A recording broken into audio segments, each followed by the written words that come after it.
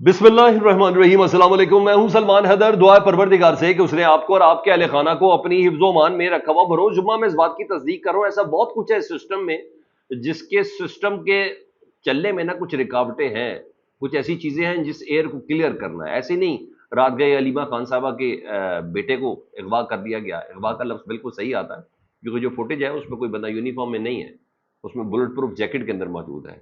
वो पिछले दरवाजे से गीजरों को फलांगता हुआ वो अंदर गए हैं जी। दो डाले थे, एक कार थी, मुलाजमों को भी मारा, उसके बाप को धक्का दिया, ये तमाम चीजें करते हुए ना वो गए। अगवाकार कौन है वो भी मैं अभी आपको बताता हूं, लेकिन बहरहाल जब कुछ चीजें फंस रही हो ना इस सिस्टम को चलने में, तो फिर सिस्टम फिर इस तरीके से एक्टिव होता है कि मैं खुल के सामने भी ना हूं और पोशीदा भी ना रहूं, लेकिन मेरा मैसेज भी पास हो जाए। मैं इसकी तफसील तो आगे चल के बताता हूं। तो सिस्टम में कहीं कोई ना कोई रुकावट है, तो तभी सुहेल बड़ाई साहब ने यके बाद दीगरे 3 कॉलम लिखे, और जब 3 कॉलम ने अपना भरपूर असर दिखाया और पता चला कि वो टेस्टर कम, वो रिबाउंड ज्यादा हो गया है। जी हाँ, उसका रिबर्टल बहुत बड़े आ गए हैं। आर्मी चीफ साहब के बयान, पीटीआई, इमरान खान साहब से मुतालिक, उस सब चीज़ों से मुतालिक। तो कल फिर डीजीआई एसपीआर ने उसकी तरदीद की। उन्होंने कहा सुहेल बड़ा ऐसा बिल्कुल झूठ बोल रहे हैं। आर्मी चीफ ने तो किसी को ना इंटरव्यू दिया, ना किसी से कोई ऐसी बात की। वो तो 500-600 बंदे थे, उनसे मुलाकात करे थे। उसके अलावा तो आर्मी चीफ 2 घंटा उधर मुलाकात में रहे, उसके अलावा तो उनकी किसी से बात नहीं हुई। सर फिर क्या हुआ? रात गए कुछ बंदे लॉन्च हुए, और फिर सीनियर सहाफियों ने जो उसी फर्टेनिटी से ताल्लुक रखते हैं जिस फर्टेनिटी से सुहेल बड़ाई साहब ताल्लुक रखते हैं, उसी इदारे से ताल्लुक रखते हैं जिस इदारे से सुहेल बड़ाई साहब ताल्लुक रखते हैं, वो तमाम के तमाम कहते हैं कि सुहेल बड़ाई झूठ नहीं बोल रहे। सुहेल बड़ाई ने जो लिखा अपने कॉलम में, जो आर्मी चीफ से गुफ्तगू से मुतल्लिक लिखा, वो तमाम की तमाम बातें तस्दीक शुदा हैं। उनके कहने का मतलब डीजीआईएसपीआर झूठ बोल रहे हैं। तो सर सिस्टम में कुछ है ना जिसकी बिना पर ये चीजें हैं। रखता हूं आपके सामने ये सारी खबरें। इस खबर से पहले सबसे पहले मैं आगाज करूं जी। अलीमा खान साहबा के बेटे शारेस को नामालूम अफराद ने जमान पाक से हिरासत में लिया जी। हिरासत लफ्ज मैं नहीं कहता, मैं तो उसको अगवा लफ्ज कह रहा हूं, क्योंकि पुलिस ने तस्दीक किया कि राना सनाउल्लाह साहब कह रहे हैं कि मैंने पुलिस से बात की है और पुलिस ने कहा हमारे पास नहीं है। तो इसका मतलब है या फिर इंटेलिजेंस एजेंसीज के पास होगा या कोई अगवाकार होंगे, उसी तरह जिस तरह इंतजार हुसैन पंचोता साहब का था मामला, उनको डाकू लेके गए हुए थे। तो मैं तो तब तक यही बात कहूंगा।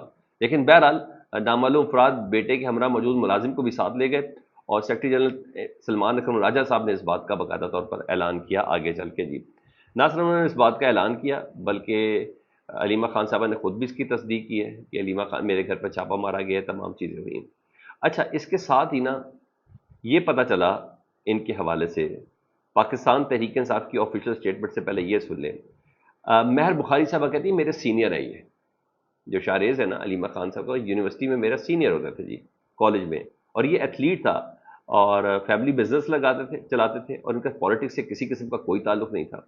और पंजाब पुलिस के चीफ ने इस बात को डिनाई किया कि हमारे पास ये बंदा नहीं है। कल भी ये एक दो रोज पहले भी एयरपोर्ट गए थे, एथलीट थे, मैराथन, बेसिकली एथलीट है ये। पतला दुबला में मुलाकात हुई भी है मेरी पतले दुबले से, तो ये एक एथलीट है।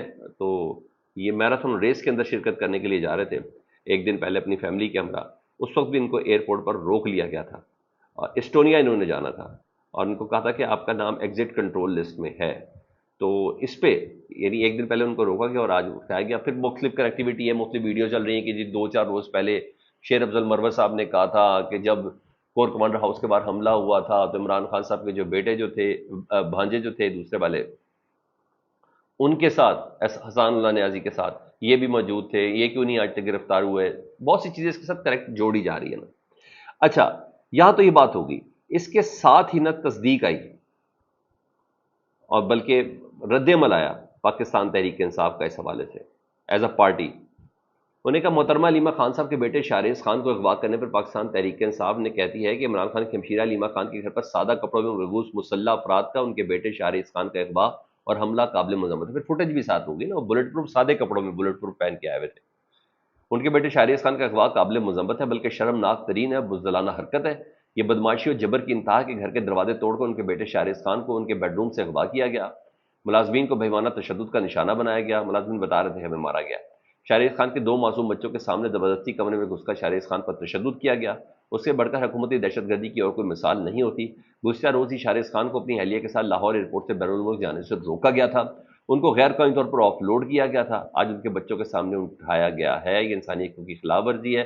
دراصل وجہ یہ ہے کہ علیمہ خان اپنے بھائی اور پاکستان کے سابق وزیر اعظم عمران خان کی آزادی کے لیے آواز بلند کرتی ہیں۔ ان کے بیٹے شاہریز خان کا کسی بھی قسم کی سیاست یا سرکاری گرمیوں سے کوئی تعلق نہیں ہے، صرف اس جرم کی کہ عمران خان کی بہن کے بیٹے ہیں، آج انہیں اغوا کیا گیا ہے۔ ہم واضح کرنا چاہتے ہیں کہ سب کچھ مریم نواز اور ان کی فسطائی حکومت کے حکم پر ہو رہا ہے۔ یہ پاگل پن کی انتہائی انتقامی سیاست کا بدترین مظاہرہ اور سیاسی بدبودار لاشوں کے ٹولے کی گھٹیا سازش ہے جی۔ چیف جسٹس پاکستان سے مطالبہ کیا انہوں نے کہ جی اس لڑکے کو باہر کرایا جائے، تو کم از کم اتنا پتہ چلے کہ علیمہ خان صاحبہ میری بات ہے بہت ووکل ہے، بہت ہی ووکل ہے، تو اس کو ان کو ذرا خاموش کرنے کے لیے ہو سکتا ہے، لیکن نہیں یار، وہ عمران خان صاحب کی بہن ہے، ایسا تھوڑی ہوگا۔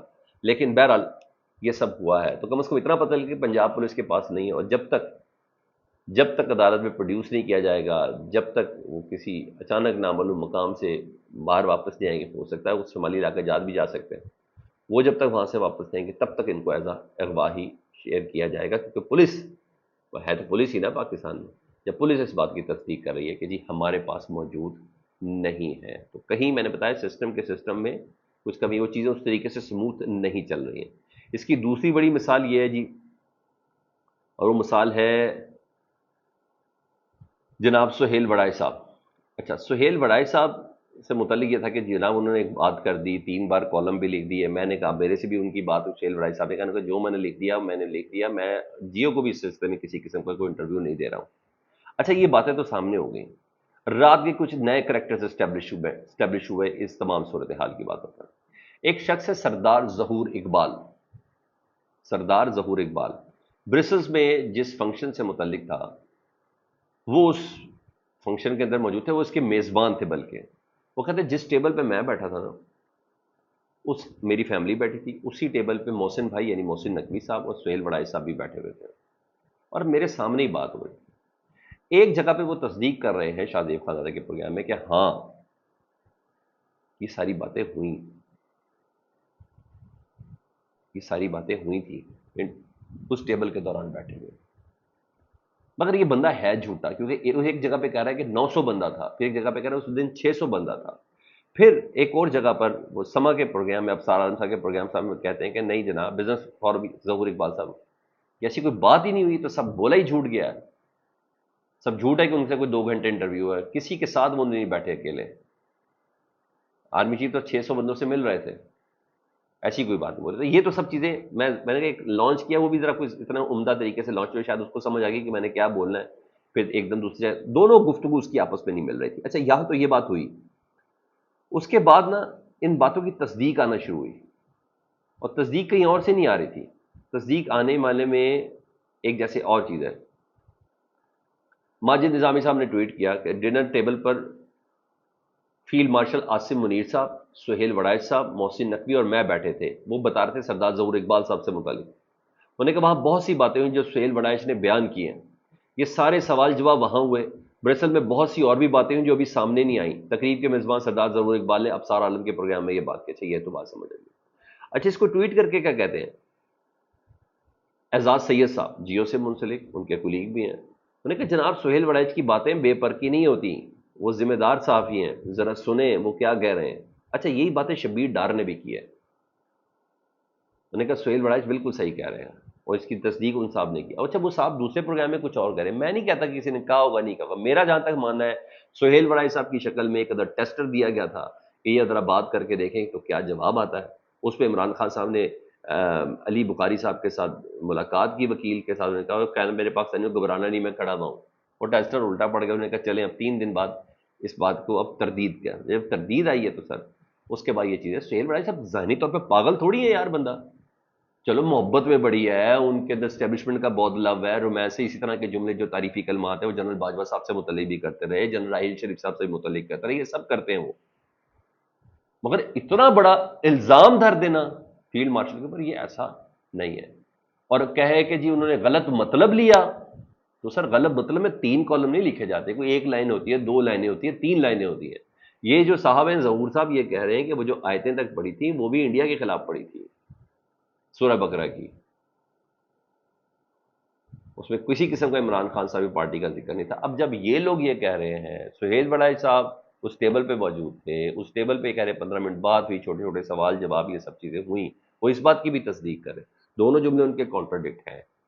تو کچھ ایسا ہے کہ جیو اور ان کے ادارے کے جو لوگ ہیں، میں شبیر ڈار جو رپورٹر جو عمران خان صاحب سے بھی ملتے ہیں، رپورٹنگ وہ کرتے ہیں، دوسرا اعزاز سید صاحب، میں ان کی بھی بڑی رسپیکٹ کرتا ہوں، سہیل بڑائی صاحب سینئر ہے، میں ان کی بھی رسپیکٹ کرتا ہوں، مگر یہ سارے کہہ رہے ہیں سہیل بڑائی صاحب صحیح کہہ رہے ہیں، تو اس کا مطلب D G I S P R کو جھٹلایا جا رہا ہے۔ پھر یہ چیزوں کو اتنا گول گول گول کر دینا۔ میں نے کل پوچھا تھا حسن ایوب صاحب سے، وہ تھے میرے پروگرام میں، تو میں نے کہا ڈی جی یہ تو پھر ادارے کو بھی نقصان پہنچایا سہیل بڑائی صاحب نے، ظاہری بات ہے نا، اس ادارے کے سربراہ سے متعلق بات کی، یہ تو اس ادارے کی ساکھ کو بھی نقصان پہنچایا، تو پھر پیکا ایٹ لگتا ہے نا۔ تو کیا آپ نے پوچھا تھا D G I S P R صاحب سے کہ ان پہ پیکا ایٹ لگنا چاہیے؟ انہوں نے کہا D G I S P R سے تو سوال کیا گیا تھا، میں نہیں سمجھتا کہ فوج کی جانب سے سہیل وڑائی صاحب کے اوپر کسی قسم کی کوئی تعدیبی کارروائی ہوگی یا کوئی مقدمہ کہ ادارے کی ساکھ کو نقصان پہنچایا یا کہ چیف کی ساکھ کو نقصان پہنچایا، تو ایسا کوئی ارادہ نہیں۔ اگر ایسا کوئی ارادہ نہیں ہے تو پھر سہیل وڑائی صاحب کے اگلے کالم کا انتظار کریں، دیکھتے ہیں وہ کس قسم کا کالم لکھتے ہیں۔ اچھا، اب اس تصدیق سے متعلق بھی بتاؤں، رات گئے اور وہ تصدیق کسی اور نے نہیں کی جی، نیتن یاہو صاحب نے کہا ہے کہ حماس چاہے جنگ بندی قبول بھی کر لے، ہم پھر بھی غزہ پر اپنا قبضہ کریں گے، رات کو انہوں نے بولا۔ لیکن ادھر ہی دا گارڈین نے کے پاس پیپرز آئے ہیں اسرائیلی فوجی انٹیلیجنس کے ڈیٹا بیس کے، یہ لیک پیپرز ہیں، اس کے مطابق مئی 2025 تک غزہ میں شہید ہونے والوں میں صرف 17% یعنی 8,900 جو افراد تھے وہ جنگجو تھے یا ہتھیار اٹھایا ہوا تھا غزہ میں سے، جبکہ 83% یعنی 53,000 عام شہری اسرائیل نے مارے۔ یہ اسرائیل کی انٹیلیجنس رپورٹ کے لیک ڈیٹا میں سے بات سامنے آئی ہے کہ 53,000 عام شہریوں کو مارا گیا ہے اسرائیلی فورسز کی طرف سے، اور یہ شرح جدید جنگوں میں سب سے زیادہ ہے۔ روانڈا، سربریسیا، ماریو پول جیسے قتل عام سے ملتی جلتی ہے، گارڈین بتا رہا ہے اس بات کو۔ عالمی عدالت انصاف میں یہ بات چلی جائے جنگی جرائم میں جو گئی بھی ہے، یہ اس معیار کی اس وقت گفتگو ہو رہی ہے ادھر، یہ سب چیزیں ہو رہی ہیں۔ بہرحال یہ تو ہے، ادھر ڈونلڈ ٹرمپ صاحب کہتے ہیں کہ 2 ہفتے تک میں دیکھوں گا، اگر یوکرین جنگ کا پیس پروسیس ہو گیا، after that we will have to maybe take a different act. 2 ہفتے کا انہوں نے ٹائم دیا جی، یہ تمام چیزیں ہیں۔ بہرحال رائٹرز بتا رہا ہے کہ وہ تمام ڈیل کے مندرجات سامنے آ گئے ہیں جو پیوٹن نے ٹرمپ صاحب کے سامنے رکھے ہیں جنگ بندی کے لیے۔ ایٹ لاسٹ کا summit with Trump, Putin propose a Ukraine peace deal, Kyiv must fully concede Donbas, یعنی ڈونباس سے فوراً پیچھے چلا جائے جی۔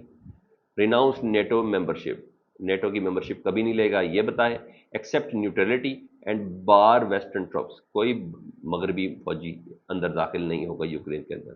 ان return Russia would freeze lines in Kherson and Zaporizhzhia and give up small gains ایلسویئر، یعنی کسی اور جگہ پہ جو زمینیں لی گئی ہیں رشیا ان سب کو چھوڑ دے گا، یہ اتنی سی چھوٹی شرط ہے، اور یہ ایکسکلوسیو کہہ کے رائٹرز نے رات کو خبر دی ہے۔ بہرحال لیٹس سی، مگر ڈونلڈ ٹرمپ صاحب یہ بھی کہتے ہیں کہ it is impossible to win without attacking an invader country, یعنی روس نے حملہ کیا نا یوکرین کے اوپر، انہوں نے کہا جس نے حملہ کیا اس ملک پہ حملہ کیے بغیر، یعنی روس پہ حملہ کیے بغیر یہ صلح ہو جائے، یہ تقریباً امپاسبل ہے۔ مگر یوکرین کو صرف ڈیفینڈ کرنے کی اجازت تھی، فائٹ بیک کرنے کی نہیں تھی۔ یہ جنگ بندی ہو جائے تو یہ بہت بڑی کامیابی ہوگی روس پہ حملہ کیے بغیر، یہ ان کا کہنا ہے۔ فیڈ بیک سے متعلق ضرور آگاہ کریں، اپنا بہت زیادہ خیال رکھیں۔ اللہم صلی علی محمد و آل محمد۔